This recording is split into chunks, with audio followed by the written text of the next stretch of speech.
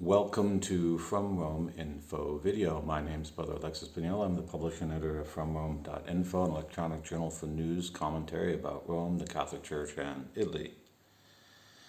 And in this video, I'm going to respond to Bishop Athanasius Schneider's contribution to the dialogue on whether Pope Francis is the Pope. So that's being published at LifeSite News. And for two reasons. First of all,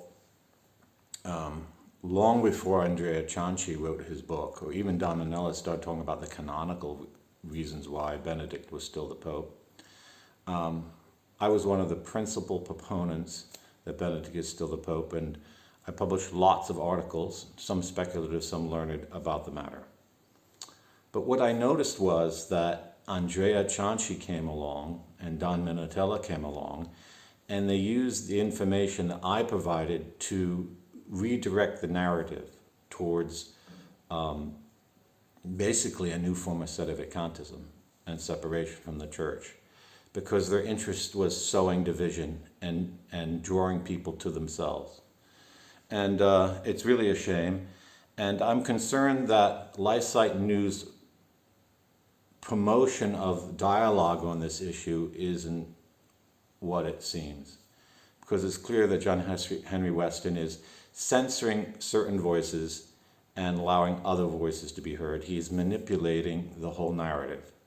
And he has always manipulated the narrative. He's the one that told you to put the mask on and take the vaccine at the beginning. Now he pretends he never said those things. So it's not a trustworthy site on whether Benedict is the Pope, because he railed against anyone who said that Benedict was the Pope when Benedict was alive. Now he wants to rehash the issue. No, but he's not rehashing the issue, and this is why. Look at the facts and accept facts what they are.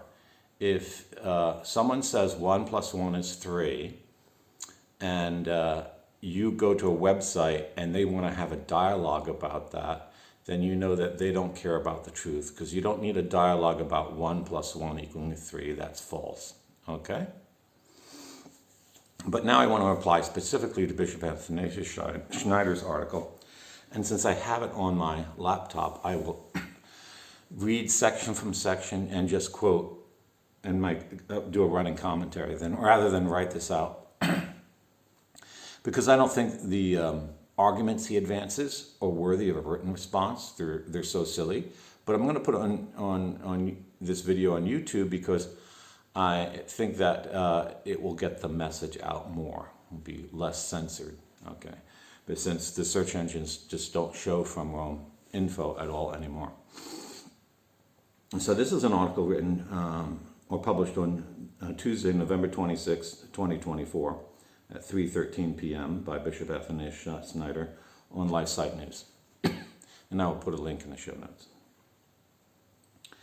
And this is his argument. Now, the first thing you have to understand is, just because a bishop has reasons for why he holds or believes something, that doesn't mean his reasons are valid or what he holds or believes is true. We have to distinguish between a Catholic bishop believing the Catholic faith and a Catholic bishop trying to manipulate an argument for political reasons. And I'm going to say it's political reasons because I would prefer to assume a bishop is being political than he's being heretical. But he says, Bishop Athanasius Schneider says so many false things in this, that only someone totally ignorant of church history, canon law, and the events of the last 13 years would even be convinced by his argument. And it's really shameful that Bishop Athanasius has descended to such a low and dishonest level to say such absurd, false, and deceptive things. And why that is, I don't know. He wasn't that way before he met with Pope Francis in private, and after that he's just, he's become a very dishonest interlocutor. I have to say that. Okay, so you should say, if 1 + 1 = 2, and no matter who you meet with, if you come out of a meeting and don't say that 1 + 1 is 2, everyone should ask what's going on. Okay, and I think that's only honest. So here's Bishop Schneider's article, and it's entitled, Bishop Schneider Explains Why He Believes Francis Must Be the Pope. And it's a rather good title because not why Francis is the Pope, but believes he must be the Pope. Okay, so we're getting into the realm of opinion because whether a man is a Pope or not is not a question of belief. Okay, unless you heard it from someone, and by belief you mean I trust what he told me. Okay, as in the sense, did you believe the news that there was an attempted assassination of President Trump? Someone might ask in the first moments. But after, all the news agencies said it happened, his blood, and even he admits it, it's not a question of belief anymore. And this is what tricked everyone in the last 4 years. Just because everyone's saying something doesn't mean you should believe it. Look at the reality. So there's a difference between the credibility we put in a report and the credibility we have for a fact, a thing, a doctrine. Okay. So it's a good title, and I want to thank John Weston for that. But let's get down to what Bishop Schneider says. And these are his exact words. I'll read his exact words by saying quote at the beginning, quote at the end, and then I'll make my commentary. Quote, the safest guiding principle in the crucial question regarding the validity of the papacy of Pope Francis is the prevailing practice in the history of the Church with which were resolved cases of presumed invalid papal annunciations or elections. In this prevailing practice, it was shown the sensus perennis ecclesia. Now, this is his general thesis, and I will show that it is completely false or actually deceptive what he just said, okay? Because what actually happened in church history is not what he claimed happened, and that's the most dishonest thing. But claiming that his false principles were church history is even a more egregious lie, okay? It's one thing to make an error of history, say that the Great Schism began in 1028 instead of 1053, okay? You make an error. You didn't intend to make it. You correct it later. Someone points out that's just an error. But if you start saying things happened that didn't happen, or they happened for certain reasons that they didn't happen for those reasons, you've gone way beyond just the mistake, okay? His second paragraph, quote, the principle of legality applied ad litteram to the letter, or that of juridical positivism, was not considered an absolute principle in the great practice of the Church, since the legislation of papal election is only a human positive law and not a divine revealed law. Okay, there's so many, unquote. So there's so many errors in this paragraph that it's really shameful, okay? A holy pope would strip this guy of his episcopal dignity and suspend him ad divinis for saying this, because it's such a word salad of errors. I'm going to go error by error. The principle of legality applied ad litteram, so interpreting laws according to letter, or that of juridical positivism, that's false, okay? The principle of juridical interpretation is following the letter of the law. That is true in every legal system. Otherwise, words don't mean anything. So, Bishop Schneider, are you an absolute modernist? Because he calls it now juridical positivism. No, juridical positivism is something entirely different. Juridical positivism is when you say the only rights are those which were promulgated in a written law. Okay, that's juridical positivism. And it says until a law is promulgated that gives you rights, you don't have rights.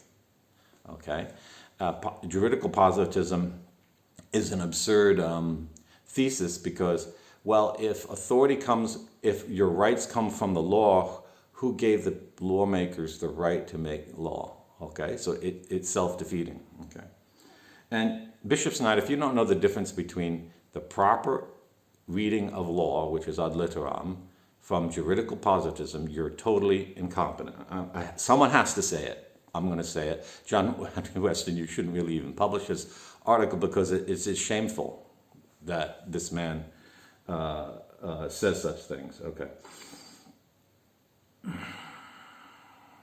So it has always, matter of fact, canon law, the current code of canon law, says explicitly you must understand the law according to the meaning of the words the law gives it. That's reading it ad litteram. That's always been the practice of the Catholic Church, because we even read Scripture ad litteram. Now, reading a text ad litteram doesn't mean a literalist interpretation. It means the words mean what they say. You can't pretend they mean something else. That's what it means. The so-called literalist or ultra-literist exaggeration that is forms of biblical interpretation practiced by Protestants or by others who disagree with the Catholic Church isn't really literalist. It's really their reading their meaning into the text or constraining the word to mean only what they want it to mean.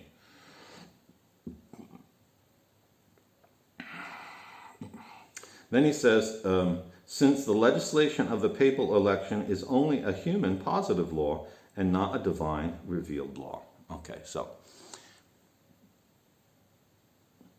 this is misinformation, or I should say misdirection. Okay, so it's true, papal laws are positive laws, but you can't say they're merely human positive laws because the Pope is the successor of St. Peter, and as such, when our Lord says, whatever you bind on earth shall be bound in heaven, the laws that come from the Pope are more than human, even though it is a human who is the Pope.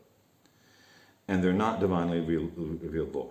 But you notice he talks about laws for papal election, okay? So he's already restricting the concept of papal elections to positive laws, and he's guilty of juridical positivism because the right to elect the Roman Pope is not in a written law.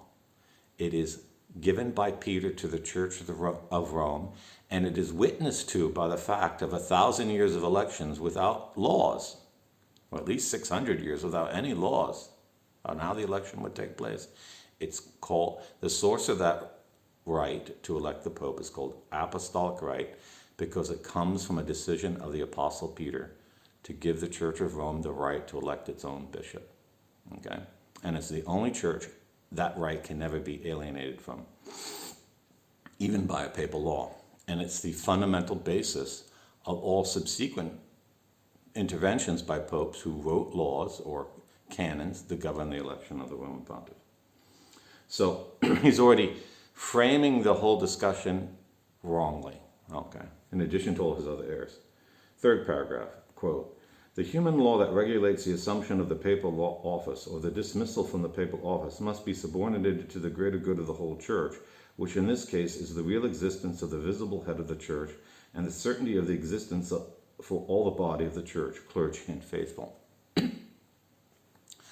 Okay, so here by framing papal laws as merely human, he's trying to argue there's an authority higher than papal authority that comes from the nature of the church. You notice here, God is not in the picture. Papal authority is not in the picture. He's replaced papal authority with human authority. He's replaced the will of Christ for his church with the common good of the church. So this is not a theological argument. I would expect Machiavelli to write that sentence. Someone who hates the church, who doesn't believe in Christ. That paragraph is just totally bizarre that a bishop should write such a thing, okay? And as I said, it's not human law that regulates the election of the Roman pontiff. It is right. It's either right that arises from a positive papal law or canon. So you have papal elections in accord with papal law. You have papal elections that were in accord with canon law, and you have papal elections in accord with apostolic right, because there's three ways in which a papal election can take place. According to the right the apostle gave to the church, according to the right the apostle gave to the church, to his successor, to modify the manner of the election, restricting the votes either through a papal law or through a canon to certain people. Okay, so you have three ways of electing a pope: canonical, legal, and by apostolic right. And Bishop Schneider ignores that, because if he doesn't ignore that, his whole argument will fall apart. Okay. Fourth paragraph. The visible existence of the head and the certainty about it are required by the very nature of the church. The universal church cannot exist for a considerable time without a visible supreme shepherd, without the successor of Peter, since the vital activity of the universal church depends on its visible head. As such, for example, the appointment of diocesan bishops and cardinals, the appointments that require the existence of a valid pope. In turn, the spiritual good of the faithful depends on valid appointments of a bishop, since in the case of an invalid episcopal appointment, priests would lack pastoral jurisdiction to hear confessions and to witness marriages. So this argument has a good major, but though it's corrupted by what I just said in this previous paragraph, and a bad minor. Okay, so Bishop Schneider evidently doesn't know canon law, or is pretending not to know canon law, because in canon law, if Monsignor B is appointed, Monsignor W, let's say, is appointed to be bishop of your diocese, and the previous bishop, hearing of the appointment, resigns and doesn't contest the fact within 3 months, then Monsignor W becomes the bishop of the diocese. That's actually canon law. If it's not contested, he actually becomes even if the nomination was falsified or was not from the Pope. That's canon law. I don't like that. You might not like that, but that's canon law. Now, if this bishop doesn't even know canon law about episcopal appointments, his opinion on whether Benedict was the Pope or not is totally worthless. Okay? But evidently he doesn't know that. Next paragraph. Quote, those dispensations and indulgences that only the Roman Pontiff, all for the spiritual good and eternal salvation of souls, also depend on this existence and this certainty. Applying, in this case, the principle of supplying jurisdiction would undermine the characteristic of the Church's visibility and would substantially the position of the sedevacantist theory. So what he's saying here is, you must be drunk to say that sentence, because either you don't know totally what you're talking about, or you're drunk, because the dispensation of indulgences that only the Roman Pontiff can grant for the good of salvation of souls is not something essential to the Church. Before, like the 12th century, there was no papal indulgences. The Pope didn't grant indulgences, okay? So the Church existed for 1,000 years before indulgences were granted by the Pope. It's not a necessity, okay? Applying, in this case, the principle of supplied jurisdiction would undermine the characteristic of the Church's visibility. No, it would not. Okay, so the validity of the sacraments has always been recognized by the Catholic Church in the Church, but she also recognizes the validity of the sacraments in the Orthodox churches who are not in communion with us. So they don't have Peter, and is the Church not visible? So if you mean the visibility of the one true Church, well, then you would have to hold that the visibility of the one true Church during the Great Schism from the 1368, I think was the 1415, ceased to exist. But no Catholic holds that the visibility of the Church was affected by the Great Schism. Okay, and for this reason, no Catholic held during the Great Schism that there was no Pope. And no one in this argument who's intelligent enough is holding that there was no Pope after Benedict didn't resign. They hold that he was Pope until he was dead, his death, okay? So the only people that hold there's no Pope now are people who have crazy, loony ideas about how a Pope is elected. And that is Minutella, Cianci, and all the people who are now coming out and saying that after Pope Benedict, there's no Pope. And none of these people talk about how the Pope was elected before 1058, 1053, 1059, when Nicholas III published in Nomine Domini. They won't mention it because that solves the problem. And I explain that in my rebuttal of Father Cornet's argument, his straw man argument, which you can read it from our own. I will put a link in that also. Because if you don't understand how to read a law when the circumstances for which the law was written, then, you're just totally brainless or you're dishonest. And I'll use an example of this. Your father lays down the law in the household that dinner is to be at 6 o'clock. Okay? No matter what, dinner is at 6 o'clock. There comes a day in which there's no food in the house at 6 o'clock. The food arrives at 7 o'clock so you can eat at 7:30. But if you hold that you can't eat dinner at 7:30 on that day, even though your father laid down the law that dinner is only to be had at 6 o'clock, you're totally nuts. And that's the position of all these people who say that after Benedict, you can't elect the Pope. There's no way you can elect the Pope unless the cardinals meet again. Well, the papal law says they must elect him within 20 days. Papal law says that if the cardinals don't arrive within 20 days, their votes aren't counted. So that means if you held a conclave now, you can't count the votes of any cardinals because it's more than 20 days after the death of Pope Benedict. So what are you supposed to do? Think about it.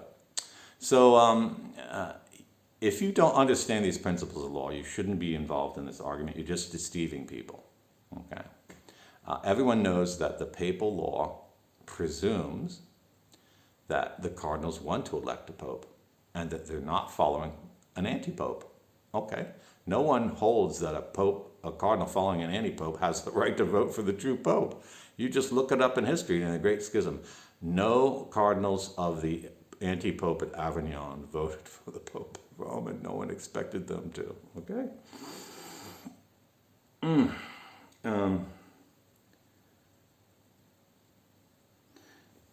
Quote, the acceptance of the possibility of a prolonged time of vacancy of the Holy See easily leads to the spirit of sedevacantism, which ultimately constitutes a kind of sectarian and quasi-heretical phenomena that has appeared in the past 60 years due to the problems of Vatican II. So, okay, so what's your argument? Your argument is, I'm afraid something will come out of this, and therefore you should be afraid of it too. This is not an argument. That's an ad hominem. And it's almost like saying, don't even think about it because this is dangerous. And if you're going to give reasons for your position, you don't argue like that. Okay, that's the argument of someone trying to control other people's minds. And it's manipulative. Okay, the second part of his essay is entitled, The Church Supplies a Remedy for Controversial Elections. And he says, quote, the spiritual good and eternal salvation of the faithful is the supreme law in the normative system of the Church. For this reason, there is the principle of supplia ecclesia, the Church supplies, or of sanatio in radice, healing at the root. That is, the Church completes what was against the human positive law. In the case of the sacraments, which demand jurisdictional faculties, confession, marriage, confirmation, the burdens of the intentions of masses. Guided by this truly pastoral principle, the instinct of the Church has also applied the principle of supplia ecclesia, or sanatio in radice, in cases of doubts about renunciation or a pontifical election. Concretely, the sanatio in radice of an invalid pontifical election was expressed in the peaceful and morally universal acceptance of the new pontiff by the episcopate and the Catholic people, and in the fact that this elected, supposedly invalid pontiff was named in the canon of the Mass and practically the entire Catholic clergy. So here he builds an erroneous argument upon error and error. And I'll say it plainly, that someone who lies like this, because this is lie, if you're going to start arguing like this, you're a liar, because you know what you're saying is totally made up. Okay, so I'm going to go point by point. The spiritual and eternal good and the eternal salvation of the faithful is the supreme law in the normative system of the Church. Wrong. The supreme law for the Church is the will of God. That is the supreme law, because salvation comes from following the will of God. Now, if you want to say that the spiritual good and eternal salvation of the faithful is the supreme law in the code of canon law, okay, well, in the last canon it says it is the supreme law. But you can't say that the canon says that. The canon only refers to that. It's actually not in a canon. You couldn't say that in a canon because that is something higher than canon law. Okay, it's a theologic principle. But it's only the highest principle in the interpretation of laws. Okay? And you can't use that principle to say the law doesn't exist unless the law has been derogated, abrogated, or applies to circumstances that don't hold. Okay? You can't say, for example, if the canon law says that only male celibate men can be made priests, you can't say, well, you know, there's no men in the room, there's only women in the room, so we're going to ordain a woman. Does not work that way, okay? Because the law of only men can be ordained is a divine law. You can't derogate it, that means abolish it. You can't abrogate it, that means you can't replace it with another law. And you can't argue from necessity, okay? So He's arguing like a complete modernist or a complete atheist here. That's just not how you read the laws in the church. Now he says, for this reason, there is the principle of supplia ecclesia, or senatio radice, that is, the church completes what is against human positive law. This is true, but you notice, he even says it, the church completes. But then if you go in his argument, he's saying these things happen without the church, okay? Anyone who knows their theology, and anyone who knows canon law knows, that if a church document says the church supplies, or there is a senatio radice, there has to be a hierarchy in the church that does it. It just doesn't happen. It's not like fog rolling in the morning, when it's too damp. It's not an atmospheric event. So if the church supplies, it has to be by a written law, okay? Or by a divine right or apostolic right. You can't just invent the church supplies. Okay? It just doesn't happen. Senatio radice does happen, but it has to be a decree of a superior who has the authority to grant it. So, for example, there was a case that happened here in Italy, I think under the reign of John Paul II, that a man who had the exact same name as a Catholic bishop came from Milan down to, I think it was the Diocese of Albano, put himself forward as that retired bishop and gave the sacrament of confirmation to thousands of children. And he wasn't the bishop. So what were they going to do? That sacrament was invalid. Okay, I think this man was a priest, though. I think he was a priest. He wasn't a layman. Okay. However, a priest can be authorized to give the sacrament of confirmation. The clergy in the Eastern rites have given confirmation for 2,000 years. It's not always bishops like in the Roman Rite. So the restriction of the Roman Rite is a long-standing tradition in the Roman Rite, but it's not based on a divine law or divine right. So the Pope, John Paul II, had to grant a senatio radice of all those confirmations, okay, for the legal defect, because the impostor was given the authorization to perform the confirmations. He himself, the impostor, was given it. It wasn't like the letter was sent to the true bishop and the impostor showed up. No, the letter was sent to the impostor and the impostor showed up, and he was a priest, and priests can be delegated. But for senatio radice, there has to be a juridical act by a competent superior. It just doesn't happen. And for him to pretend it just happens is just totally dishonest, because he's a bishop and he knows this. Okay. Guided by this truly pastoral principle, the instinct of the church has also applied the principle of supplia ecclesia or senatio radice in cases of doubts about an enunciation of pontifical election. This is entirely false. Okay. The election of every Roman pontiff has been juridically valid. It has followed either apostolic rite, a papal law, or the canons of the church. And the church only recognizes valid popes who have been elected in that way. If it wasn't that way, St. Francis would be a heretic for commanding in the rule of St. Francis that we Franciscans only recognize canonically elected popes, by which he means to say juridically valid, elected in a juridically valid way. And the church has never accepted as pope someone who was not elected in a juridically valid way. And if you don't know that, Bishop Schneider, you can't give any direction to anyone about who's the true pope. I mean, even accepting that principle, what you just said, you're basically saying you're an untrustworthy person. Because you're like a lawyer saying, well, it doesn't matter if we follow the law anyhow. You just take that house and, if we all agree to it, then it's your house. Imagine if a real estate lawyer told you that. Don't hire him and don't go back to him, okay? So then he develops his argument in the next section entitled Valid Popes Elected in Apparently Invalid Election. Okay, so, quote, he says, the history of the church is a sure teacher in this matter. The longest vacancy of the Apostolic See lasted 2 years and 9 months, from the 29th of November 1268 until the 1st of September 1271. It was also the time in which St. Thomas Aquinas lived. There were evidently invalid pontifical elections, i.e. the assumption of the papal office invalidly. For example, Gregory VI became pope by buying the papacy with a large sum of money from his predecessor, Pope Benedict IX, in the year 1045.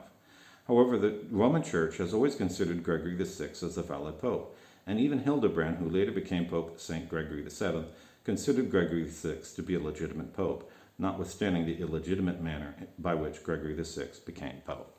Okay, so there's several errors here, and he's using error to advance his argument, which is a sign of a bad conscience, because you just don't find lies to support your lie. You have to create them, because you're not going to find them in a book. Okay, and I'll point this out.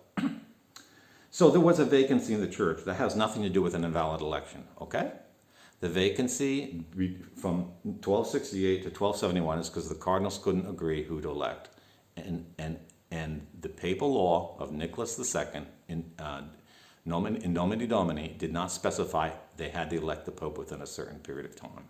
So they had the freedom to delay as long as they want. That has nothing to do with your argument, Bishop Schneider, and you shouldn't even have put it in there, okay? What are you trying to do? Fool us by a shell game, okay? It was also the time in which St. Thomas Aquinas lived. What does that have to do with it, okay? St. Bonaventure lived too. That has nothing to do with it, just as that event itself has nothing to do with your argument.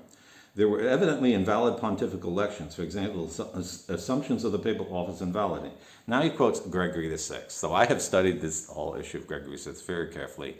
And Bishop Schneider could use Google and find my articles about it. He knows of me because he personally blocks my email and has written hundreds of people saying that,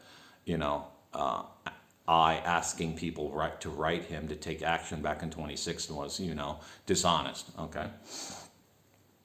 So well, that's his level of morality. It's not anything I recognize as even a gentleman.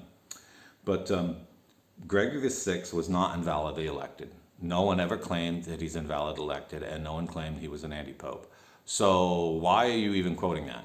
Okay, it is true that that John Gratian, who becomes Gregory VI, seeing that Benedict IX was raping women all over the place and creating a scandal, and seeing that Benedict IX, who was his I think, godson, wanted to get married because he had been made pope by his parents when he was 12, and he didn't want to be even a priest. He said, look, you need money for marriage? I'll give you money for your marriage. Then you can resign the papacy, and I can become the pope. Now, we don't know.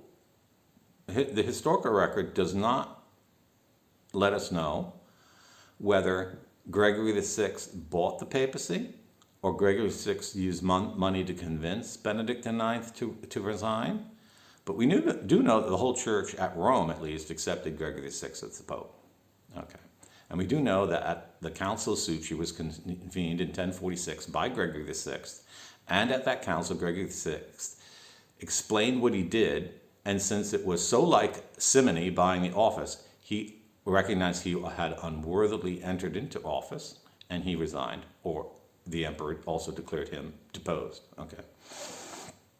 Now that the emperor declared him deposed is because a pope a century before had given authority to the German king to decide whether papal elections were valid or not, which is something that's perfectly legal because the emperor, by his imperial authority, is present at Rome when Rome is part of his empire, and therefore he is Roman, okay? That's why it was called the Holy Roman Emperor.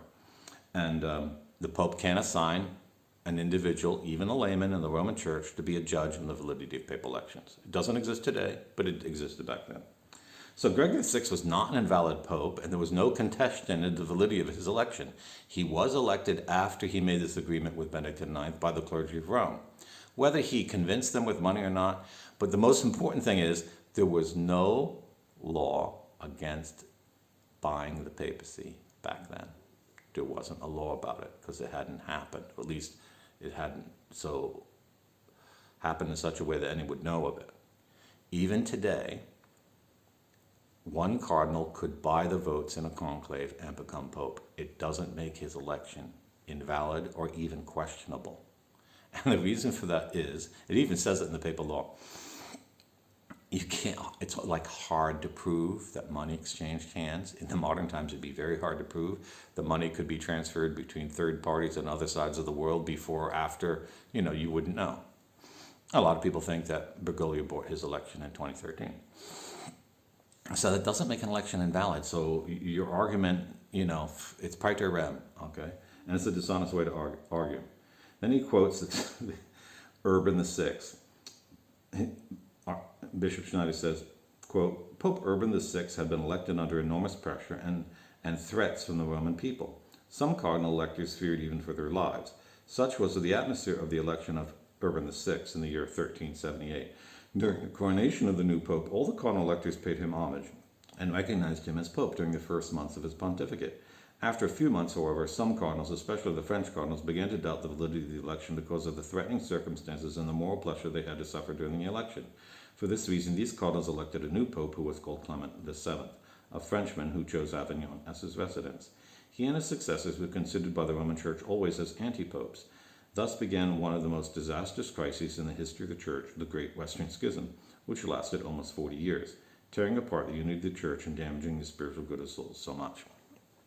Okay, so he recounts the history of how the Great Schism begins, but he doesn't recount it as a Catholic, because he says the Roman Church has never regarded that election of the second pope as valid. What do you mean the Roman Church? The whole Church, not just the Roman Church. And that's not how it happened. The cardinals did elect Urban VI. The Roman faithful did urge the election of Urban VI because, one, he was going to clean up the church, and the French cardinals were corrupt. So 3 months into the papacy, when Urban VI starts cleaning up the church by passing laws against corruption, they get upset and they elect another pope. That's how it happened. No one was really forced to vote for him, okay? And if the crowds of the people demand an honest man, you can't claim that's force because you're supposed to elect an honest man. Now, if you go and elect a crooked man when the crowds are demanding a crook, then that's force, okay? Because force is, by definition, what is contrary to nature. And it's the duty of the cardinals to elect a male, celibate, honest man to the papacy. They elect a crook, that's against the nature of their duty, okay? So that he has told the history from the French point of view almost, which I find shocking because he's a Catholic bishop of the Roman Church.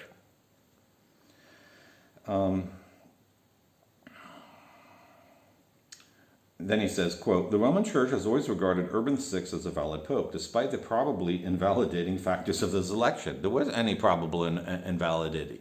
So he's now trying to smear the election of Urban VI, and which was the argument of the French, to justify what? I mean, that's a really bad argument if you're trying to imply that elections in the past were invalid so that you can imply the election of Bergoglio was valid in 2013.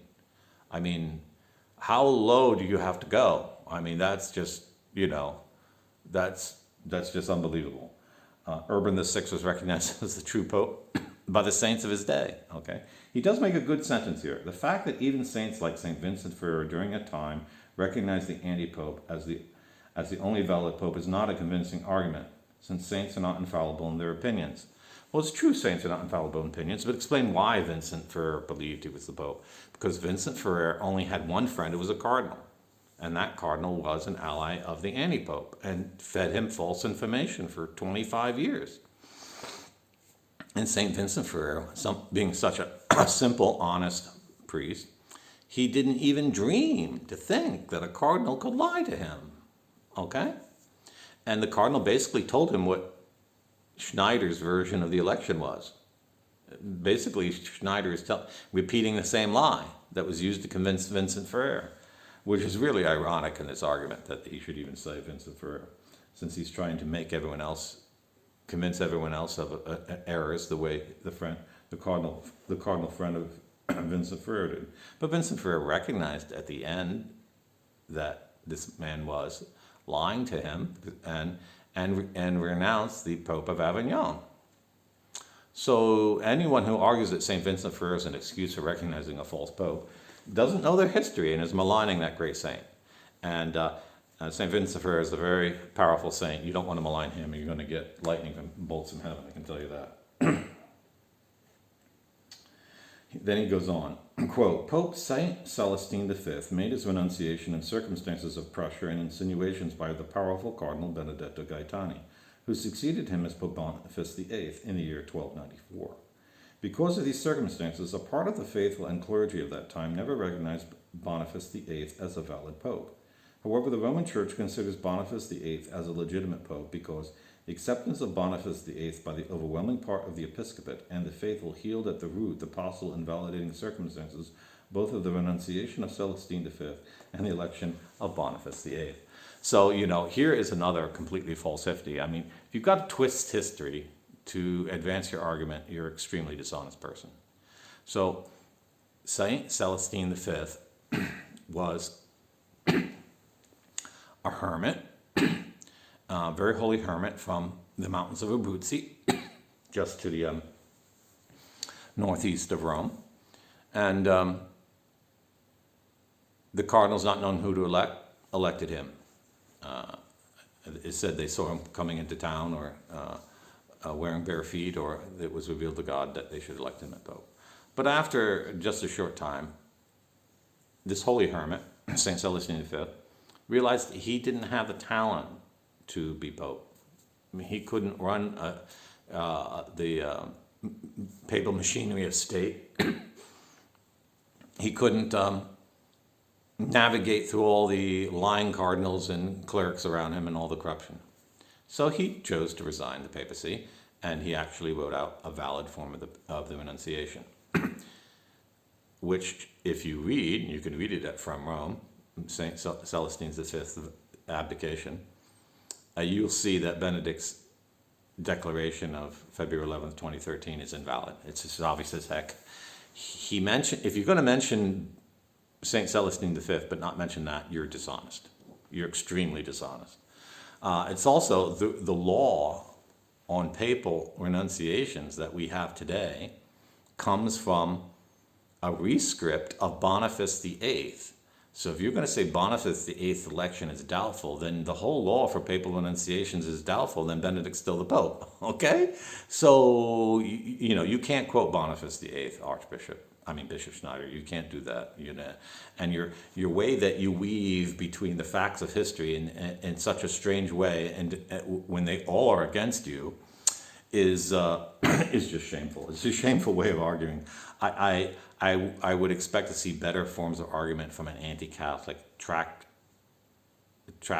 one of these people stand on the corner in the United States and say all kind of lies to prove the Catholic Church is not a true church, because you're about as accurate on your history as this. So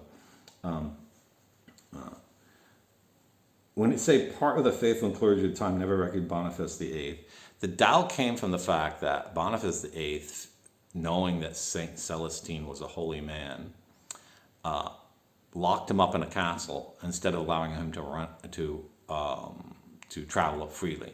And people felt that proved that Boniface VIII forced him out or tricked him, or he didn't really want to resign. But St. Celestine V didn't call himself Pope Emeritus, didn't wear the white, and actually said, I'm not the Pope anymore. He actually said that. He had no qualms telling that to people. Was there one bishop in Germany who didn't recognize the renunciation as valid? Yes, there was. There was one. Okay. And he disagreed with the Pope when the Pope had a valid form of renunciation. So it's not the same case. It's not like the bishop in Germany read the document and said that's an invalid form of abdication. No, the bishop in Germany held that you can't abdicate from the papacy. Okay, so it's an entirely different question.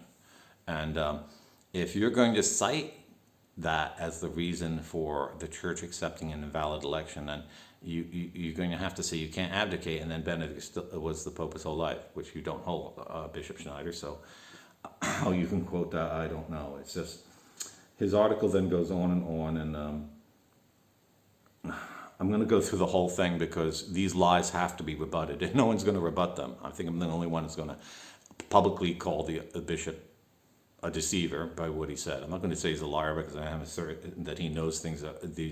These are all lies, but If I had to bet, I would say it's a clear sign of a very bad conscience and a very bad intention when you start twisting the facts of history to fit your wrong thesis. And if you read any history, you couldn't read a history that puts all these errors together. You would have to search in dozens of books just to find an opinion that fits you. And you'd have to read authors that weren't Catholic. That's the only way you would get this opinion, because Catholics, Catholic historian says these things. Okay.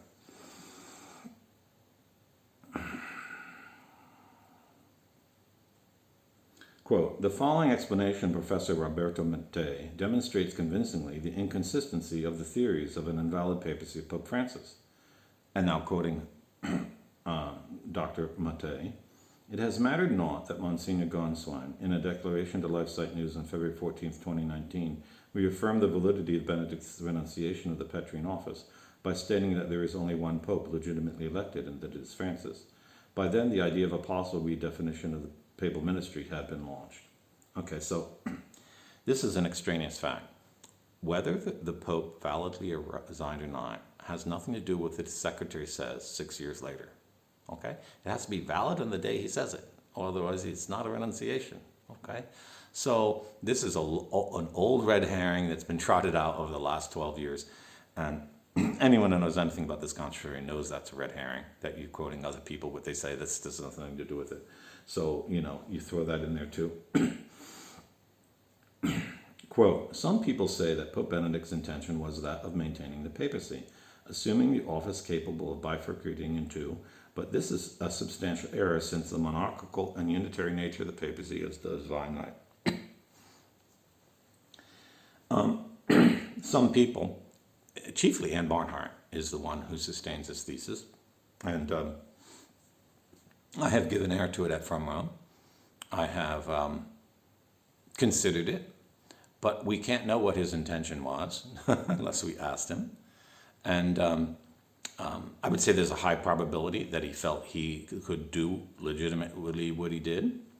But whether he thought by using this distinction he was validly abdicating or not validly abdicating, we can't know, because the book of Andrea Cianci Ratzinger Code shows that everything he says thereafter, you could interpret it two ways, that he's still the Pope or that he's not. And there are many things he said that you have to interpret only one way, that he was the Pope. But when he is saying he's still the Pope, does he mean he still holds the munus or the ministerium or just the dignity or whatever? That's not clear. So you could argue both ways, that he was confused and in substantial error and the renunciation is valid, or they never intended to renounce the office, only pretend to be so to take away the canonical validity of the election of Bergoglio. But however your opinion on this, the result is the same. He was Pope until death. Okay. Quote, I'm quoting Bishop Schneider again. God alone judges intentions where canon law merely limits itself in evaluating the outward behavior of the baptized. A well-known sentence of canon law affirms that de internis non judicat praetor. A judge does not judge interior things, right? This de Mattei. If Pope Benedict were the only valid and legitimate Pope, what would have happened after his death? Okay, that's another point. Well, here I'm going to trot out the old red herring that's been trotted out for years. De internis non judicat praetor, which is a Latin phrase meaning a judge does not judge of internal matters, of things that are in the heart. And this is the argument used by people that say Benedict resigned validly because we can't know his intentions, so we have to assume that the theater that happened after he left office expresses his true intentions.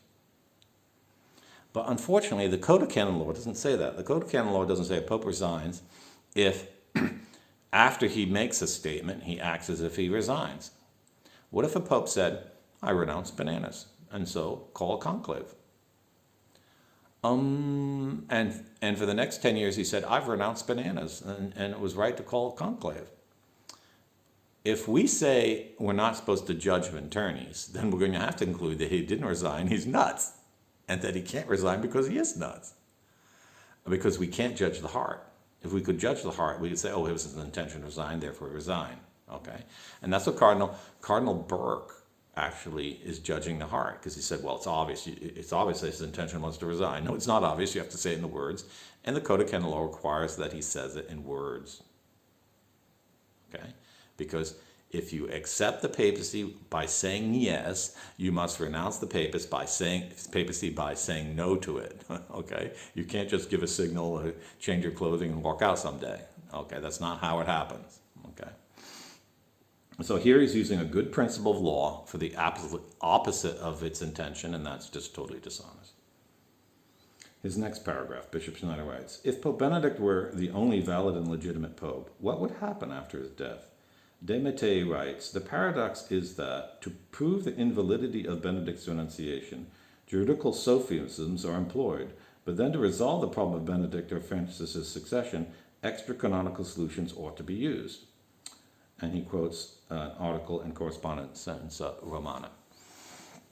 So no, sophisms are what you have used, Bishop Schneider. There is no sophism used in the argument that demonstrates Benedict's renunciation is invalid. There's actually canon law, codes, decrees, one canon, several dozens of canons. I listed 6 canonical errors that invalidate the election of the renunciation of Pope Benedict.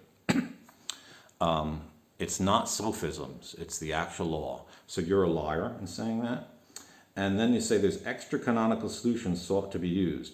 Well, the election of the Roman pontiff is extra canonical because St. Peter did not publish a canon law about it. He left it as a right to the church. So it exists by apostolic right. That right exists before canon law comes into existence, and before the papal law, Universi Dominici Gregis comes into existence. But you're wrong when you say extra canonical solutions, because the Pope, all popes, since the bull of Nomine Domini of Nicholas II have been elected extra canonically, because they've been elected not by a canon, but by a papal law. Yes, I think it was the Second Lateran Council published canons about the election of the Pope, but they weren't observed at Rome because even a council cannot decree laws for the election of the Roman pontiff. Only a Roman pontiff can. So you show you're completely ignorant in the proper terminology to discuss the matter. Okay, not to mention your argument's false.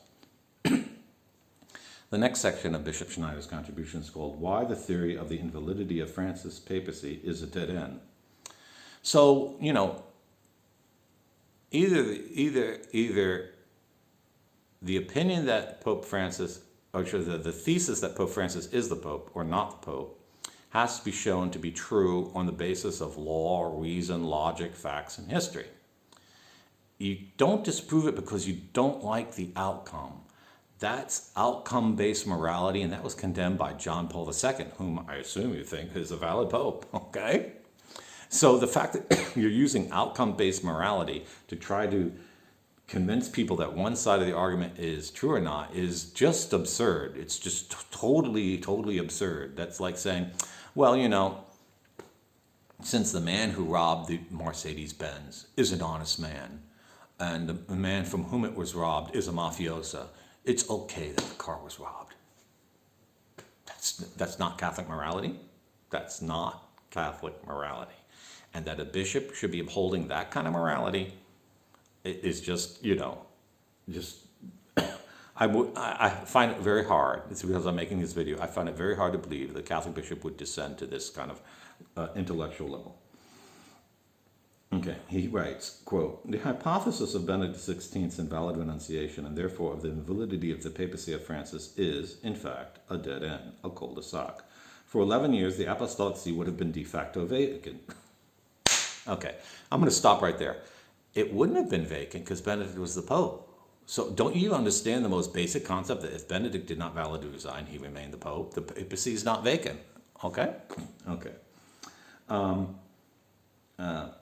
Since Benedict did not make any act of government, any episcopal or cardinal appointments, any dispensation of indulgences, for this reason the universal church would be paralyzed in its visible aspect. Such an assumption would amount in practice to the attitude of sedevacantism. So that's not what happens. If the Pope is going to appoint bishops, as I pointed out, even canon law shows why and how they could be appointed. If we only had one true Pope, and he decided he wasn't going to appoint bishops, he says, I'm not going to appoint bishops anymore. What would the bishops do? They do what they always do. They They meet every year in the spring in every ecclesiastic province. They select individuals who they think are worthy of the office, and they send the names to Rome. And if the Pope didn't respond, and he said he was not going to ever respond in his pontificate, they would choose one of their own and tell the Pope they're going to consecrate him bishop and name him bishop of such and such a province. And the Pope wouldn't do anything, and they'd go ahead and appoint that bishop, and that bishop would be a valid Catholic bishop. Because the Pope's nomination of bishops is a ministerial duty. It is not a divine right. You can have a pope of a diocese who's not named, and can have a bishop of a diocese not named by the Pope, because in ancient times, it would take years for a letter to get from one side of the world to the other to find who's the Pope. Now, in the Roman Church, the popes in recent centuries, especially since the time of, have tried to aggregate all the authority of nominations in their hands, and so yes, you don't have bishops until the Pope nominates them. But that's only by positive law. It's not by divine right. Okay. So your argument is completely false. Appointments of apostolic nuncios, this is neither here nor there. An apostolic nuncio is the ambassador of the Pope. Whether the Pope appoints apostolic nuncios or not doesn't matter to the constitution of the Church. It doesn't affect the jurisdiction either, because when a Pope has erected a diocese, even if that diocese was erected in the 2nd century, 3rd century, or 1954, that diocese is now a local church. It has its own jurisdiction and authority. Whether there's a true Pope in Rome, or 2 popes, or 7 popes, there's still a bishop in that diocese, and he still has authority. And the clergy, by accepting the man as their bishop, within 3 months, as I said, he becomes their bishop, and the church can run itself. It doesn't need, what does it need the Pope for? Okay, it can't issue certain kinds of papal dispensations, but that doesn't end the church. Okay?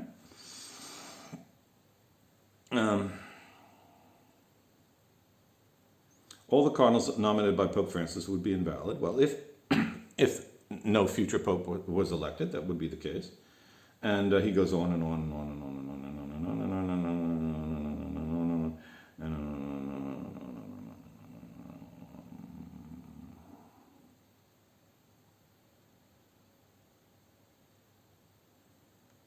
on. Okay, so he would say there was the cardinals would become invalid, and there's no way to elect the Pope. Well, in your little world in which there were no papal elections before 1059, when Nicholas II wrote the first law for papal election, yeah, that works, but that's not reality, Bishop Schneider. The popes were elected for 1,000 years without a written law, because the Church in Rome has the right to elect a bishop, even if there's no canon and no law. And if all the canons and all the laws refer to a circumstance that does not exist, the Roman Church still has the right to elect a bishop. And when does that circumstance arise? It arose in January 2023. Because in January 2023, none of the cardinals wanted to elect Benedict, a successor for Benedict, who was the true Pope. And since none of them wanted to do it, the Roman Church got its right back for an election to elect who was the Pope. And you may not like that, but it doesn't matter whether you like it or not, that's the truth. Because if you're going to deny that the Roman Church has the right to elect her own Pope, even in the absence of papal laws, of canon laws, you are a heretic. You cannot be saved, because this is a truth of the apostolic tradition. It is part of the divine and Catholic faith that the Church of Rome has the right to elect her own bishop. It may have not been taught it in your penny catechism, but it's part of the faith of the Church. And if you don't accept that, you are a heretic. And that's like everyone who rejects the election in January 2023 is on that score. Because they believe they're juridical positivists that believe they have to follow the letter of the law when you can't follow the letter of the law because no cardinal wanted to act.